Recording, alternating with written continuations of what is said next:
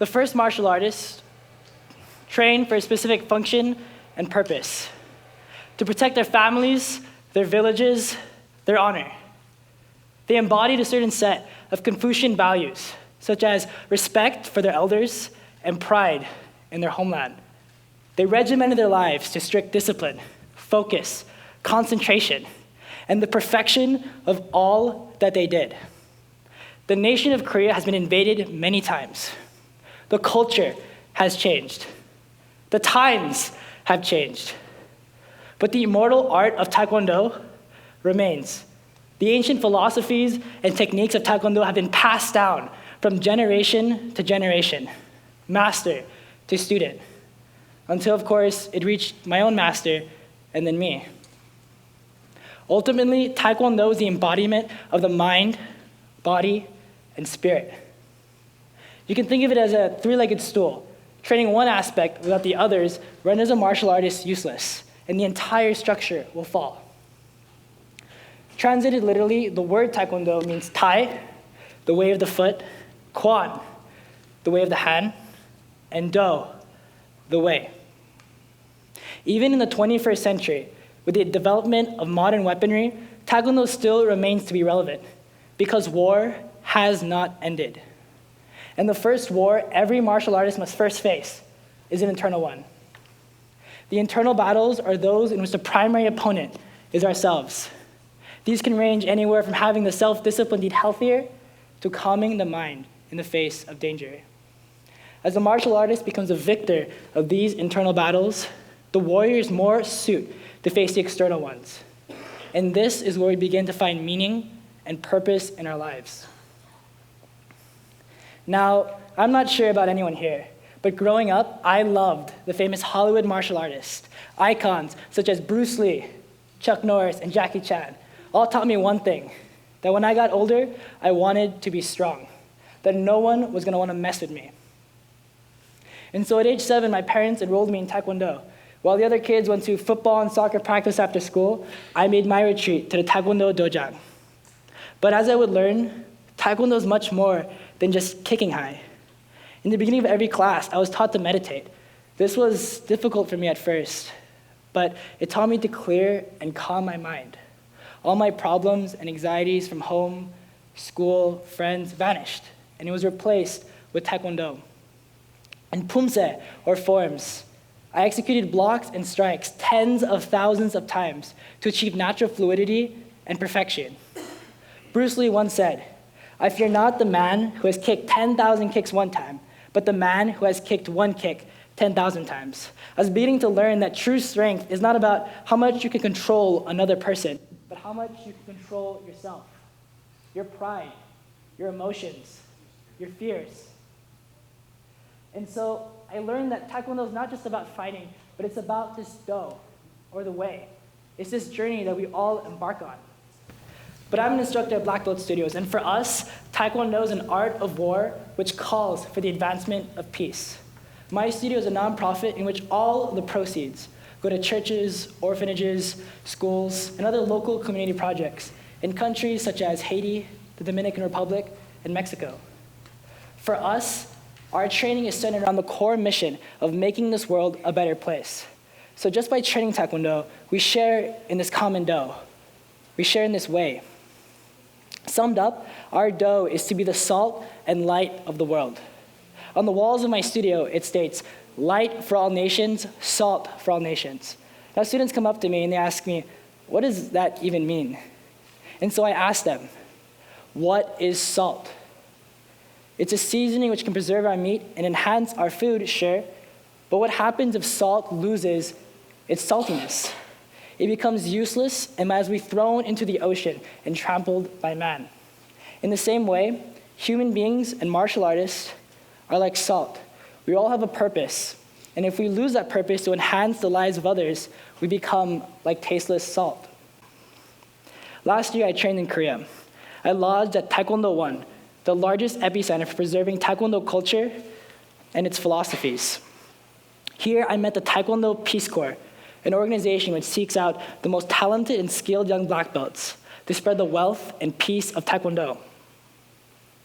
I'll never forget walking through the halls of Taekwondo 1 late at 11 p.m., only to find the Peace Corps training. I introduced myself, and we bonded in the best way possible, through Taekwondo. After 2 hours of training and free sparring, I felt understood. I'd never been in a room full of so many young people who cared as ardently for Taekwondo as I did. They were the epitome of Taekwondo excellence and its mission. And whatever they had, whatever it was that they were a part of, I wanted it. And so on the plane home from Korea, a thought overtook me. Why do I train Taekwondo? I can train my whole entire life, but my kicks will never supersede the speed of a bullet. Even more, I'm not training to go to war. So what's the point? Some people might say we train Taekwondo for discipline, for self-defense, to get in shape. But while those are all valid answers, they only touch the surface. When we dig deeper, we find that the reason why we train Taekwondo is to become a better person. That it's about the do. It's about this way of life. It's about the internal battle. And so it wasn't long after before I ventured out to discover my own do. I started small, teaching in orphanages and other nonprofits. When I interned at Community Housing Works, a nonprofit whose mission is to advance social mobility through affordable housing, I was tasked with many things, but among them was to teach Taekwondo to the children of the Las Serenas facility. It was actually kind of funny. These kids would always come up to me before class and say, "Master Kristian, I want to be strong, just like you. I want to be able to fight and beat people up." And so obviously this resonated with me. And my message to them was simple. Taekwondo is about becoming a better person. It's not just about fighting. If you can do that, then you'll become strong. And so I continued to teach at my studio and eventually raised over $2,000, which I used to fund homeless care packages. Each package contained daily necessities such as a water container, socks, a large blanket, a personal letter, and a Bible, all inside of a tote bag. I'll never forget those nights, driving with my family to downtown San Diego, delivering these packages to those who were sleeping on the streets. Again, this feeling, this happiness, I was able to see the fruit of my labor enhance and brighten the lives of other people. I was able to witness firsthand that the greatest currency is the positive effect we have on other people.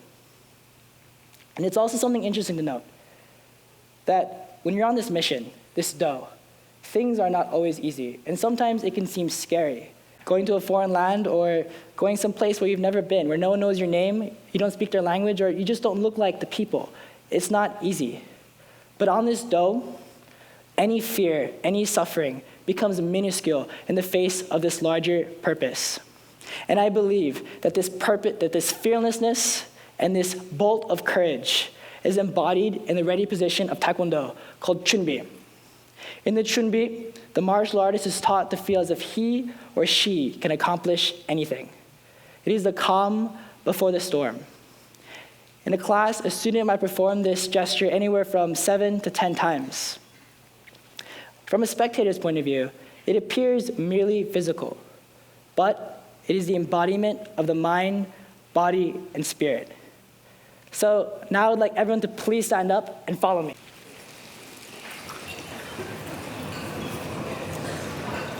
Okay, ready? So watch me. Have your feet together. When I say chunbi, let's do it now together. Left foot, shoulder width apart.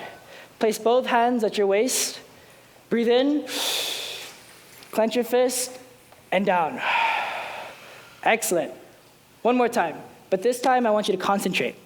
When you breathe in positive energy. And when you exhale, negative energy. Ready? Feet together. 준비!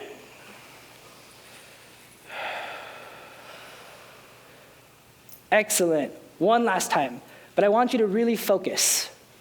I want you to think of some internal battle you're going through. Make it intimate, make it personal. Feel as if you're part of this larger mission and you're getting ready to go. Ready? All together. Feet together. 준비!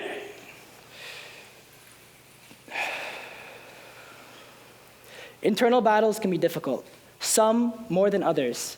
But to master the martial arts is to master oneself. Mastering the mind, body, and spirit living each day with all your heart, your dough will come to you. Thank you.